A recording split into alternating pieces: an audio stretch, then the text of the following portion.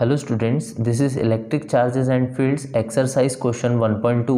Question है हमारे पास, the electrostatic force on a small sphere of charge 0.4 microcoulomb due to another small sphere of charge minus 0.8 microcoulomb in air is 0.2 newton. इसके first part में हमसे पूछा है what is the distance between the two spheres, और second part में हमसे पूछा है what is the force on the second sphere due to first.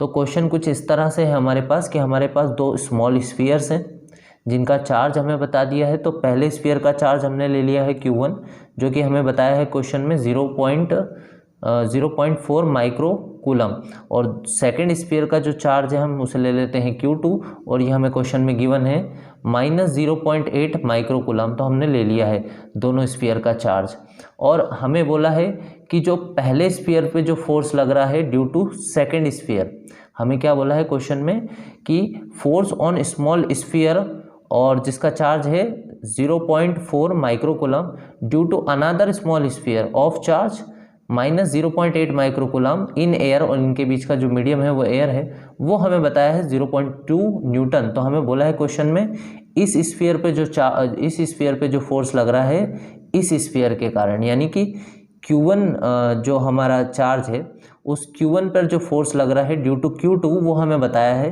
Question में। तो क्योंकि हमारा फोर्स जो लगेगा Q1 पर वो अट्रैक्टिव नेचर का होगा, तो हम उसे शो कर सकते हैं कुछ इस तरह से। क्योंकि हमारा Q1 तो पॉजिटिव है और Q2 हमारा नेगेटिव है, तो इनके बीच जो फोर्स लगेगा वो अट्रैक्टिव फोर्स होगा। तो Q1 पर जो फोर्स लग रहा है हम उसे लिख सकते हैं F12। इसका मतलब है फोर्स लग रहा है 1 पर ड्यू टू 2, और इसी तरह जो 2 पर जो फोर्स लगेगा चार्ज 2 पर ड्यू टू 1, वो हम ले सकते हैं F21। और इनके बीच का जो सेपरेशन है वो हमें फर्स्ट पार्ट में निकालना है, इनके बीच जो डिस्टेंस है वो हमें निकालनी है फर्स्ट पार्ट में। तो हम ले लेते हैं इनके बीच सेपरेशन है मान लीजिए R, और हमें क्वेश्चन में बोला है कि ये जो फोर्स है जो Q1 पे लग रहा है ड्यू टू Q2, ये हमें क्वेश्चन में दिया है, मीन्स हमें F12 दे दिया है इन्होंने क्वेश्चन में। तो F12 की वैल्यू हमारे पास है 0.2 न्यूटन, तो हम ले लेते हैं 0.2 न्यूटन। और इन चार्जेस को हम कूलम्स में चेंज कर लें, ये माइक्रो कूलम में दिए हैं हमें, तो हम Q1 इज इक्वल टू लिख सकते हैं 0.4, माइक्रो हटा करके हम लिख सकते हैं 10⁻⁻6 कूलम। और यहाँ से भी अगर हम माइक्रो हटा दें तो Q2 आ जाएगा हमारे पास माइनस 0.8 इंटू माइक्रो हटा के हम ले लेते हैं 10⁻⁻6 कूलम। तो ये हमने Q1 Q2 ले लिया, और हमारे पास फोर्स है जो Q1 पे लग रहा है ड्यू टू Q2, और इस फोर्स को हम लिख सकते हैं by Coulomb's law. By Coulomb's law हम जानते हैं फोर्स का जो एक्सप्रेशन होता है ये होता है F is equals to 1/4 pi epsilon naught के Q1 Q2 बाय R²। और इस क्वेश्चन में हमें डिस्टेंस कैलकुलेट करना है फर्स्ट पार्ट में, तो हम डिस्टेंस निकालने के लिए इस एक्सप्रेशन को रीअरेंज कर लें, R² को ऊपर ले लें और F को नीचे ले लें। तो ये कुछ इस तरह से हो जाएगा, R² is equals to 1/4 pi epsilon naught, और यहाँ पर हम K को 1 ले सकते हैं क्योंकि हमें क्वेश्चन में बताया है यहाँ पर जो चार्जेस के बीच मीडियम है वो एयर है, और एयर का जो डाइलेक्ट्रिक कांस्टेंट होता है यानी K जो होता है वो 1 होता है। तो हम लिख सकते हैं for air K is equals to 1, मतलब dielectric constant of air is 1, तो K की वैल्यू हम 1 रख दें इसमें, तो यहाँ पर K हमने 1 रख दिया है। और यहाँ पर आ जाएगा Q1 Q2, और हमारा जो R² है वो ऊपर जा चुका है, F नीचे आ जाएगा डिवाइड में, तो हम यहाँ ले सकते हैं F।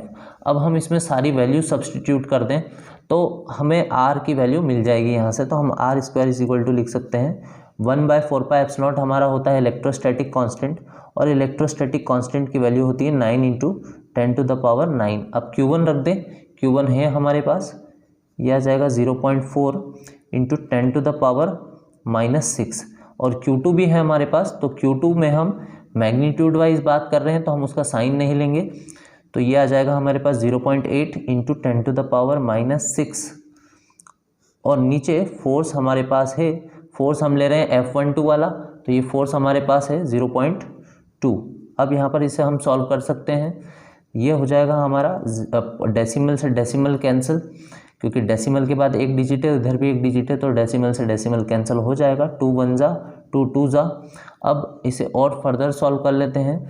तो यदि हम यहाँ से डेसिमल हटा दें तो हमारे पास एक 10 आ जाएगा, और इस 10 से हम यहाँ 10 टू द पावर 9 को कैंसिल कर दें तो ये बचेगा हमारा 10 टू द पावर 8। अब आप 9 इंटू 2 कर लें, 9 इंटू 2 18 हो जाएगा, और 18 8 जा 144 हो जाएगा। तो आपके पास आ जाएगा यहाँ से R square is equal to 144 into, अब हम 10 टू द पावर को सॉल्व कर लें, ये 10 टू द पावर 8 है, और यहाँ पर है 10 टू द पावर -6 और 10 टू द पावर -6, तो ये -6 और -6 -12 हो जाएगा, और यहाँ पर है हमारे पास 10 टू द पावर 8, तो यहाँ पर आ जाएगा 8 - 12, क्योंकि यहाँ पर 10 टू द पावर -12 बनेगा, -6 -6 -12 होगा, तो 8 - 12 ये बचेगा आपके पास -4। अब यहाँ से स्क्वायर हटा दें और रूट लगा दें, स्क्वायर रूट ले लें हम इसका, तो स्क्वायर रूट आ जाएगा 144 इंटू 10 टू द पावर -4 का। अब 144 का जो स्क्वायर रूट होता है वो 12 होता है, और 10 टू द पावर -4 से आपके पास बाहर आ जाएगा 10 टू द पावर -2, और ये हमारे पास आया है मीटर में।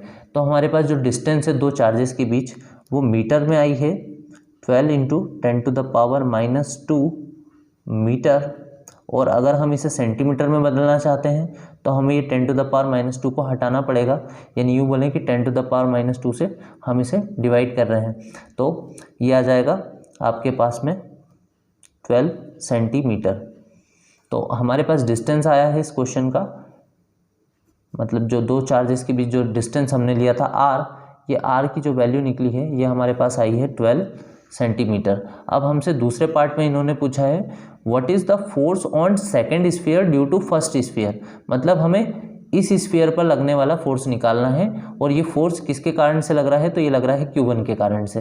तो इस फोर्स को हम निकाल सकते हैं बाय न्यूटन्स थर्ड लॉ। हम जानते हैं कि ये वाला जो फोर्स होगा हमारा F12, वो जो मैग्नीट्यूड होगा इस फोर्स का वो बराबर होगा किसके, F21 के। तो हम लिख सकते हैं कि सेकेंड पार्ट में according to Newton's third law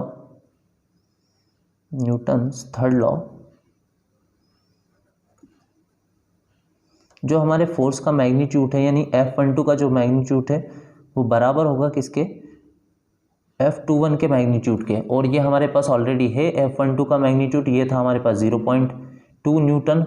यही फोर्स लगेगा चार्ज 2 पर ड्यू टू 1, तो हमारा सेकंड पार्ट भी यहाँ पर सॉल्व हो जाता है, फोर्स हमारा सेम ही लगेगा, और ये फोर्स होगा आपका अट्रैक्टिव इन नेचर, क्योंकि हमारा एक चार्ज पॉजिटिव है और एक चार्ज नेगेटिव है। तो जो Q2 पर जो फोर्स लगेगा Q1 के कारण वो भी हमारा होगा 0.2 न्यूटन।